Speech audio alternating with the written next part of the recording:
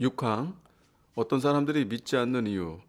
하지만 복음으로 부르심 받은 사람들 중 많은 이가 회개하지 않고 그리스도를 믿지 않음 가운데 멸망한다. 이것은 그리스도께서 십자가에서 들이신 희생지사에 흠이 있거나 충분하지 못하기 때문이 아니며 전적으로 그들 자신의 책임이다. 7항 어떤 사람들이 믿는 이유. 하지만 참되게 믿고 그리스도의 죽으심으로 죄와 멸망에서 해방되고 구원받은 사람들에게 이 은택은 오직 하나님의 은혜로 말미암는다. 이 은혜는 하나님께서 영원 전에 그리스도 안에서 그들에게 주신 것으로 하나님께서는 이 은혜를 어느 누구에게도 빚지지 않으신다. 우리는 그리스도께서 제자들에게 맡기신 지상 대명령에 순종하기 위해 복음을 모든 세상에 설교해야만 한다는 것을 보았습니다. 이것은 또한 도르트 신조 5항에서 우리 선조들이 더욱이 십자가에 못 박히신 그리스도를 믿는 자마다 멸망하지 않고 영생을 얻는다는 것이 복음의 약속이다 하고 말하는 이유입니다. 하지만 슬픈 사실은 복음을 많은 사람에게 설교해도 듣는 사람들이 모두 믿지는 않는다는 것입니다. 반대로 복음을 듣는 사람들 대부분이 믿기를 거부합니다. 칼빈주의자들만 자신들의 설교에 대해 이런 문제를 직면하는 것이 아니라 아르미니우스주의자도 마찬가지였습니다. 칼빈주의자들과 아르미니우스주의자들은 모두 자신들이 설교는 많이 하지만 그 설교를 통한 열매가 적거나 아예 없다는 것에 동의했습니다. 어떻게 이 점을 설명해야 합니까? 왜 어떤 이들은 믿고 어떤 이들은 믿지 않는 것입니까? 혹시 그리스도께서 오직 택함받은 자만을 위해 죽으셨다는 제한 속죄 교리 때문입니까? 그리스도께서 오직 특정한 사람들만을 위해 죽으셨기 때문에 어떤 사람들이 믿지 않는 것이고 또한 그렇기에 우리가 믿지 않는 사람들을 비난할 수 없다고 제한 속죄 교리가 설명해 주는 것일까요? 아르미니우스주의자들은 정말 그렇다고 말했습니다. 아르미니우스주의자들은 칼빈주의자들을 보고 당신들은 믿지 않는 사람들을 비난할 수 없다. 왜냐하면 믿지 않는 사람들은 결코 택함받은 적이 없고 그리스도께서 믿지 않는 사람들을 위해 죽으시지도 않았기 때문이다 하고 말하며 칼빈주의자들을 비방했습니다. 아르미니우스주의자들은 믿지 않는 자들에게 책임을 물을 수 있게 해주는 것은 오직 그리스도께서 모든 일을 위해 죽으셨다는 무제한 속죄 교리나 보편 속죄 교리뿐이라고 말했습니다. 보편 속죄 교리만이 죄인들을 변명할 수 없게 한다는 것이 아르미니우스주의자들의 견해였습니다. 도르트의 선조들은 이 주장에 동의하지 않았습니다. 도르트 선조들은 제한 속죄 교리를 계속 믿었고 그러면서도 죄인들이 복음을 믿지 않을 때 죄인들에게 완전한 책임을 물을 수 있었습니다. 선조들은 다음과 같이 썼습니다. 하지만 복음으로 부르심 받은 사람들 중 많은 이가 회개하지 않고 그리스도를 믿지 않음 가운데 멸망한다. 이것은 그리스도께서 십자가에서 들이신 희생제사의 흠이 있거나 충분하지 못하기 때문이 아니며 전적으로 그들 자신의 책임이다. 죄인들이 잃어버린 바 되는 것은 그리스도의 속죄의 문제가 있거나 속죄의 충분함이나 능력이 부족해서가 아닙니다. 사망에 따르면 그리스도께서 이루신 속죄는 온 세상의 죄를 속하기에 넘치도록 충분합니다. 따라서 그리스도께서 그분께로 나아와 그분의 자비를 구하는 죄인에게 미안하다, 너에게 줄 수 있는 것이 없구나, 너를 위한 복이 더는 남아있지 않다, 모두 다 써버렸다, 모든 복을 다 줘버렸다고 말씀하시는 것은 불가능합니다. 만약 자신의 잃어버린 바 된 상태에 대해 확신하면서 그리스도의 보혈로 자신의 죄들을 씻김받기를 구하는 죄인이 그리스도께로 나온다면 그리스도께서는 그 죄인을 받으십니다. 내게 오는 자는 내가 결코 내쫓지 아니하리라.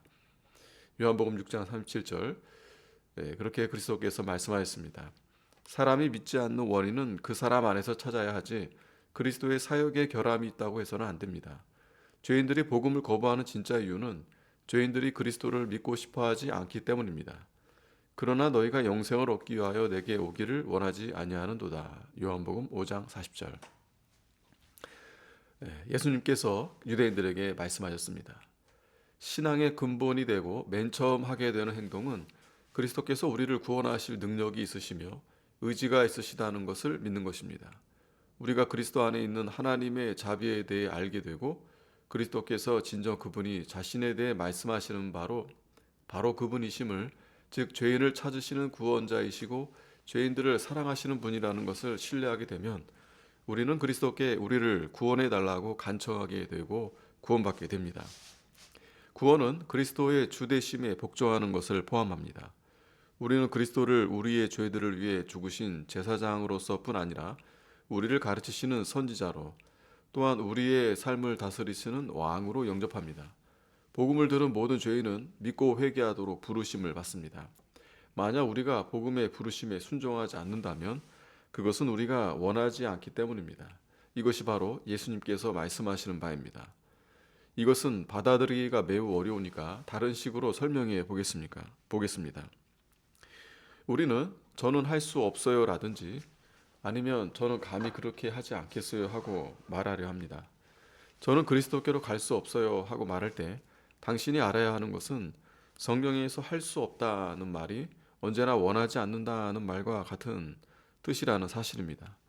당신이 그리스도로 말미암아 구원받기를 원한다면 그것은 주님께서 그런 의지를 당신에게 주셨기 때문입니다. 그리스도께서 구원받기를 원하는 마음을 주실 때 그리스도는 동시에 구원받을 능력을 주십니다. 주님께서는 구원받을 능력은 주지 않으시면서 그리스도로 말미암아 구원받을 의지나 바람만을 주시는 적이 없으십니다. 죄인들이 그리스도로 말미암아 구원받으려는 참된 바람을 가지지만 그리스도께로 나아올 능력이 없는 것은 불가능합니다.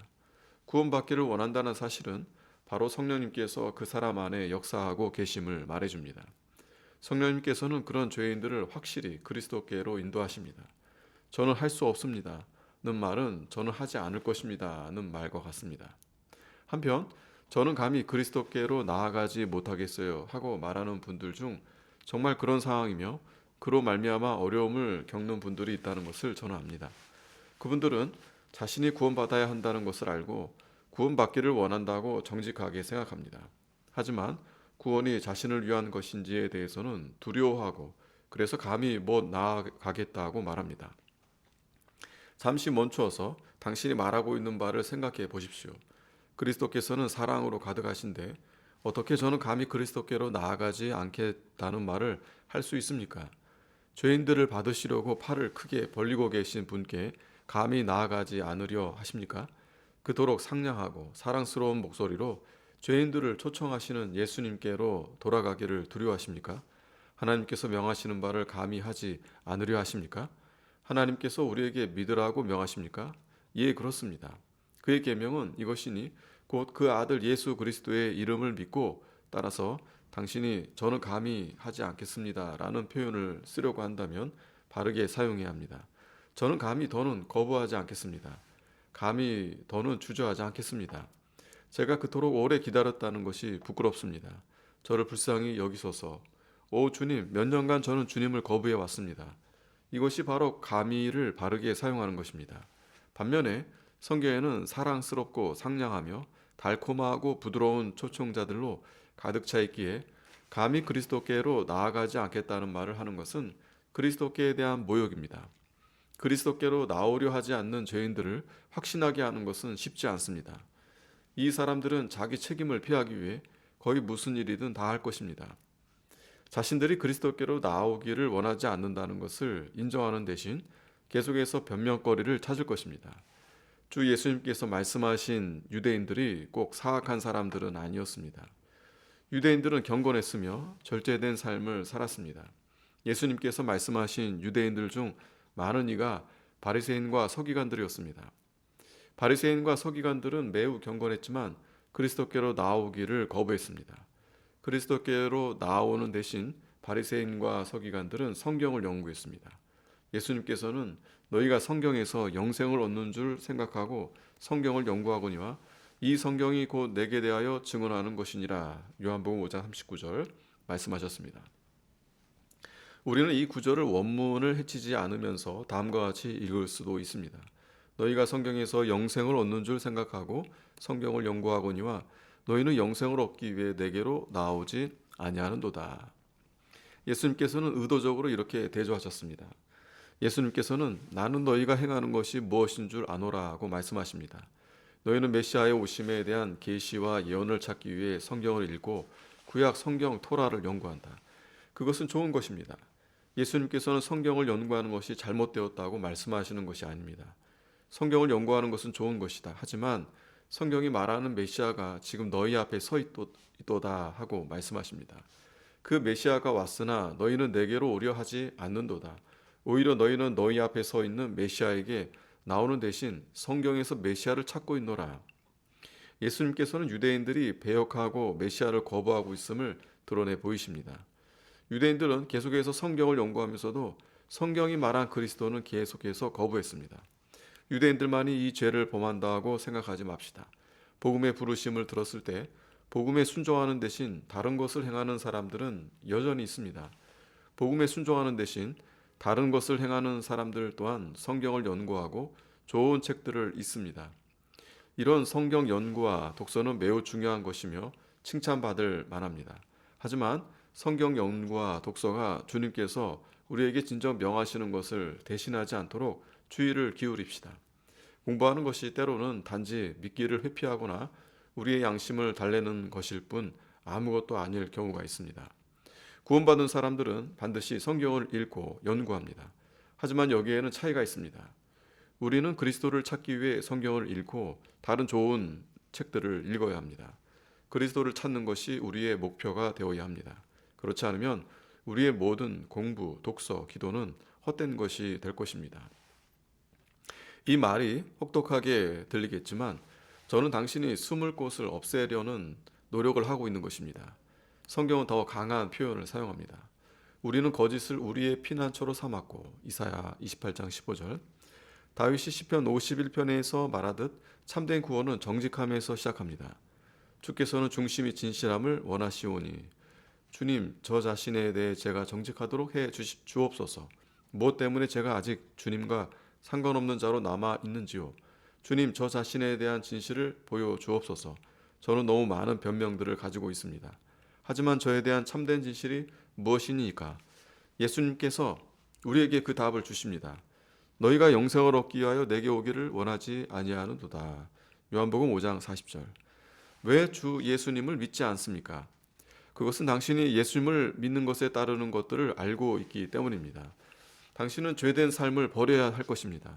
죄된 습관들을 멈춰야 할 것입니다. 세상을 끊고 당신의 세상적인 삶의 방식을 끊어야 할 것입니다.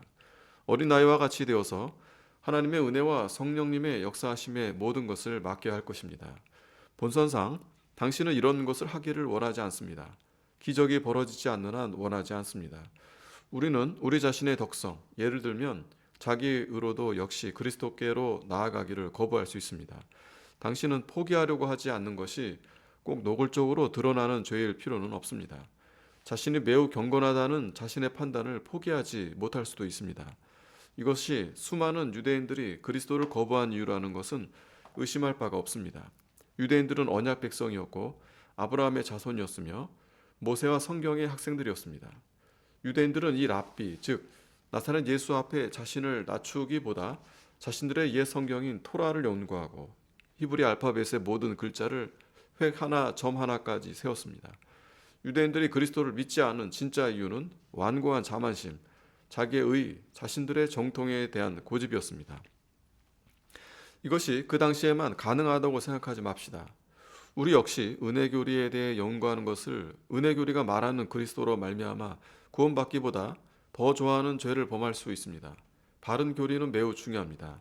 하지만 우리는 구원을 얻는 것이 예수 그리스도 그분으로 말미암은 것이지 바른 교리에 대한 지식으로 말미암은 것이 아니라는 것을 명심합시다. 인간 다음에 적대감과 미묘함은 매우 큽니다. 사람은 모든 것을 포기하고 자신의 유일한 소망으로서 그리스도께 매달리는 대신 어떤 다른 것에 매달리려고 합니다. 아마 당신은 다 좋아요. 하지만 저는 제 죄에 대한 확신을 느끼고 싶어요. 저는 제가 잃어버린 바 된 죄인이라는 것을 알아야 하고 주님께서 이런 것을 가르쳐 주셔야만 해요. 저는 그냥 단순히 믿을 수는 없어요 하고 말할지 모릅니다. 하지만 당신이 죄에 대한 그런 확신을 원하는 이유가 무엇입니까? 왜 당신은 괴로움과 겸손의 느낌을 원합니까?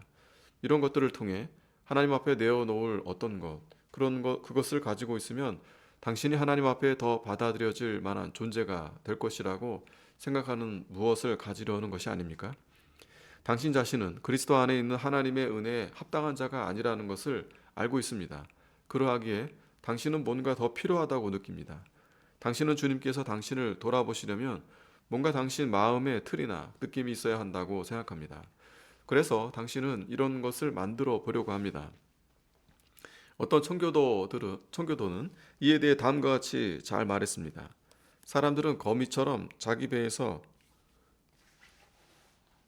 회개를 뽑아내려 한다.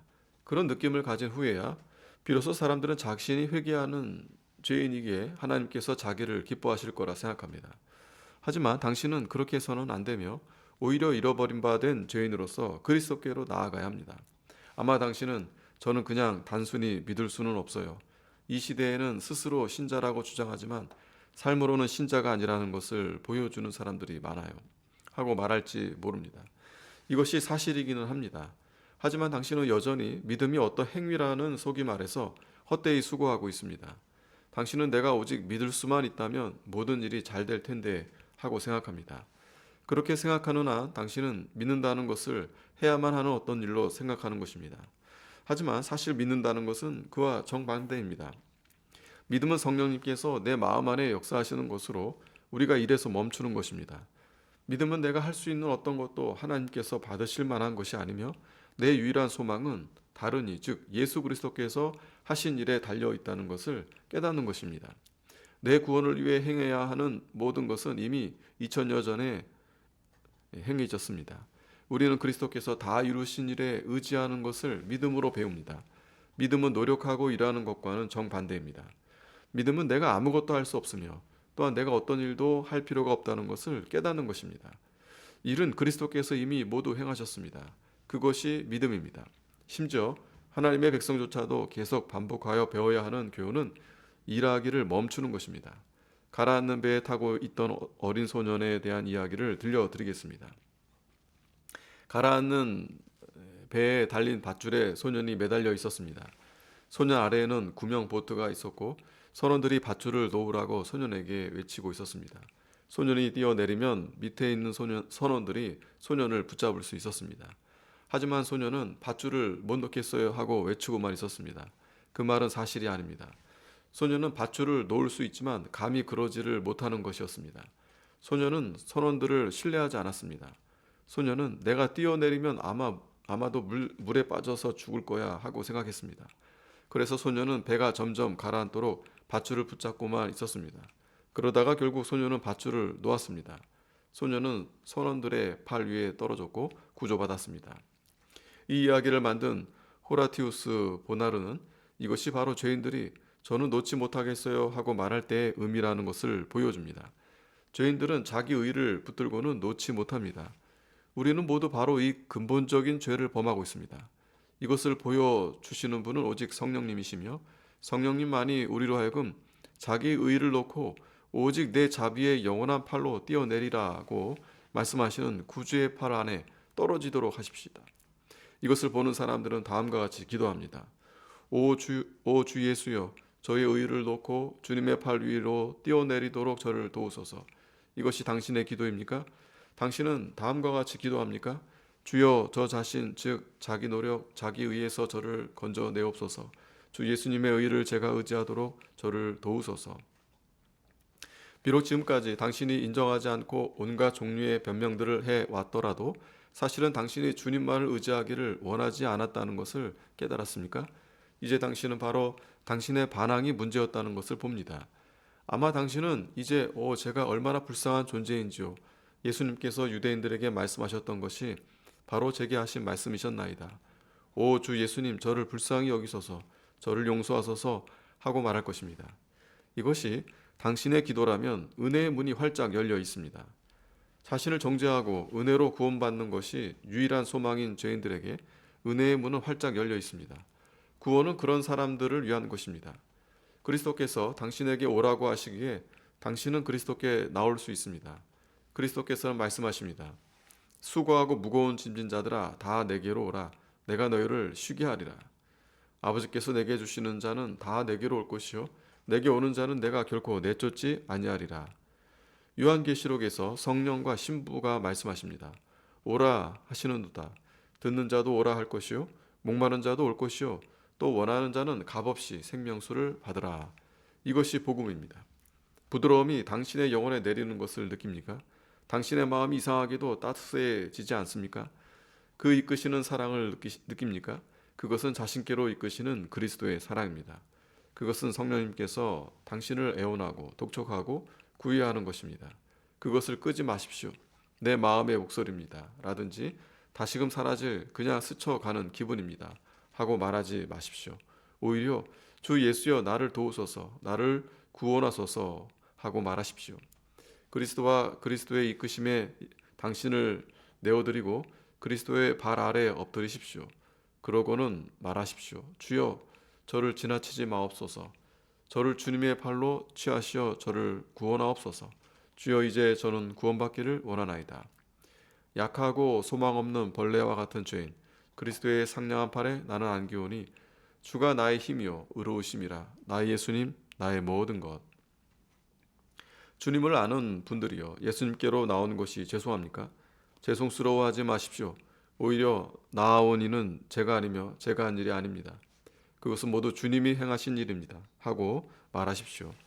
이렇게 말하는 것이 옳습니다. 당신이 주님께 나왔지만 사랑의 끈으로 당신을 이끄신 분은 하나님이십니다. 그것이 바로 신조가 하지만 참되게 믿고 그리스도의 죽으심으로 죄와 멸망에서 해방되고 구원받은 사람들에게 이 은택은 오직 하나님의 은혜로 말미암는다. 이 은혜는 하나님께서 영원전에 그리스도 안에서 그들에게 주신 것으로 하나님께서는 이 은혜를 어느 누구에게도 빚지지 않으신다고 말하는 이유입니다.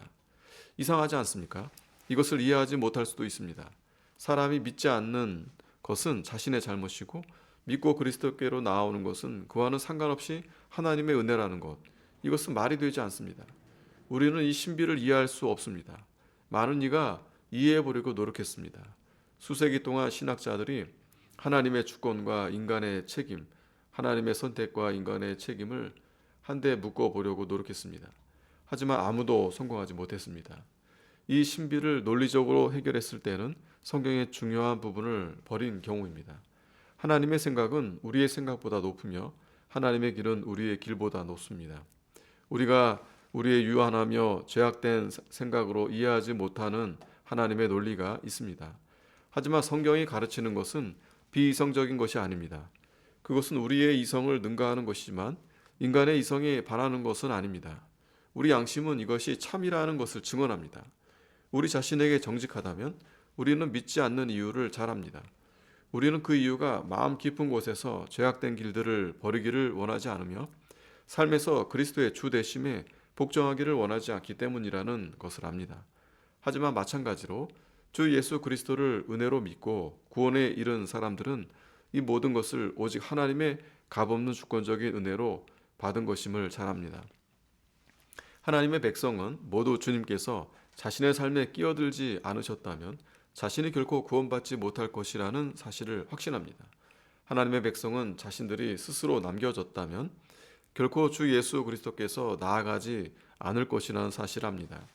위에서 주지 않으셨다면 결코 아래에서 오지 않는다는 것을 압니다. 왜냐하면 육으로 난 것은 육이며 늘 그러할 것이기 때문입니다. 한편으로 회심하지 않은 사람들의 양심은 회심하지 않은 것이 자신의 잘못이라고 말해줍니다. 반면에 신자들은 그 마음에 구원하는 것이 하나님께서 행하신 일임을 압니다. 여기에서 우리는 멈춰야 합니다. 우리는 하나님의 말씀에서 가르치시는 이 두 진리가 둘 다 서도록 놔둬야 합니다. 구원받은 모든 사람은 자신의 구원이 오직 주님께서 행하신 일임을 인정할 것이며 우리의 도르트 선조들은 그것을 아름답게 고백했습니다. 믿고 그리스도의 죽으심으로 죄와 멸망에서 해방되고 구원받은 사람들에게 이 은택은 오직 하나님의 은혜로 말미암는다. 하나님의 은혜는 우리의 생애 가운데 시작하는 것이 아닙니다. 하나님의 은혜는 영원전으로 거슬러 올라갑니다. 이 은혜는 하나님께서 영원전에 그리스도 안에서 그들에게 주신 것으로 하나님께서는 이 은혜를 어느 누구에게도 빚지지 않으신다. 하나님의 은혜가 이미 영원전에 시작했다는 것을 알게 되면 우리는 참으로 놀랍니다. 구원받은 이들은 영원전에 성부께서 성자께 주신 그 수 안에 포함되어 있습니다. 하나님께서는 구원받은 이들을 세상의 기초로 놓이기 이전에 그리스도께 주셨습니다.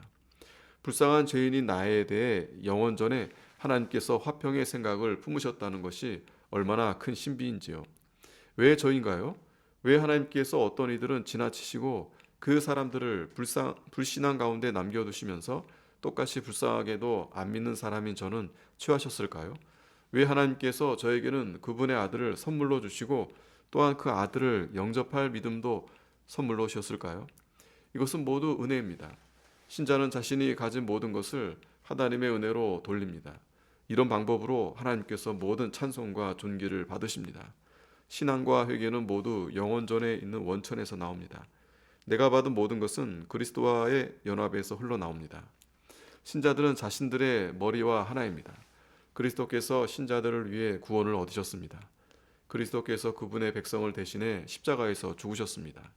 그리스도께서 속죄의 위대한 사역을 성취하시기 위해 그분의 피를 흘리셨고 그분의 성령으로 자신이 얻으신 구원을 신자들에게 적용하십니다. 도르트의 우리 선조들이 이것을 고백하고 또 강조한 것은 아르미니우스주의자들이 전혀 다른 것을 가르쳤기 때문입니다. 오류 논박 6번에서 아르미니우스주의자들은 어떤 사람들은 죄사함과 영생을 받는 반면 어떤 사람들은 받지 못한다. 이는 그들이 자유의지를 사용하는 것에 달려 있는 것이지 그들 안에서 자비의 특별한 은사가 강력하게 작용해서 그들이 다른 이들과 달리 이 은혜를 자신의 소유로 삼는 것이 아니다 하고 말했습니다. 아르미니우스주의자들은 하나님께서 모든 사람에게 차별 없이 은혜를 주신다고 믿었습니다. 모든 이가 은혜 또는 능력을 받아서 그로 말미암아 그리스도를 영접할 수 있게 되었습니다. 모든 것은 우리가 그 능력을 바르게 사용하는 것에 달려 있다고 아르미니우스주의자들은 믿었습니다. 우리 선조들은 이런 생각에 전혀 동의하지 않았으며 우리도 동의하지 않습니다. 아르미니우스주의자에 따르면 궁극적으로 결정하는 것은 사람입니다.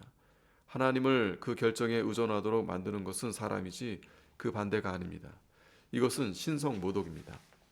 도르트 신조는 값없이 주시는 하나님의 주권적 은혜를 고백하면서 동시에 만약 사람이 잃어버려진다면 그것은 그 자신의 잘못이라고 고백합니다. 이 사악한 불신앙이 죄인들을 지옥으로 정죄합니다. 믿지 않으면 비록 그것이 유일한 죄는 아니지만 죄 중에 가장 나쁜 죄입니다.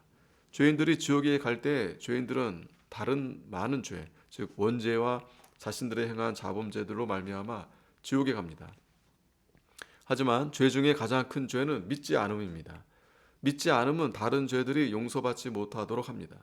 주님께서 우리에게 오셔서 우리 마음에 강력한 역사를 행하시도록 그리하여 우리가 주 예수여 우리는 영원히 멸망받기에 합당하나이다. 하지만 우리에게 자비를 베푸소서 하고 말할 수 있도록 주님께 부르짖읍시다. 주님께서 우리에게 자비를 베푸실 때 그분께서 우리로 하여금 그분을 찾고 구하며 기도하고 그리스도를 증거하는 성경을 연구하게 하실 것입니다. 그리고 우리가 주님을 찾으면 다음과 같이 고백한 시인의 마음에 동감하게 될 것입니다. 나는 주를 찾았고 후에 나는 알았네. 주께서 나의 영혼을 움직여 그분을 찾도록 하셨다는 것을 내가 찾은 것이 아니옵니다. 오 주님, 주께서 저를 찾으셨나이다. 아멘.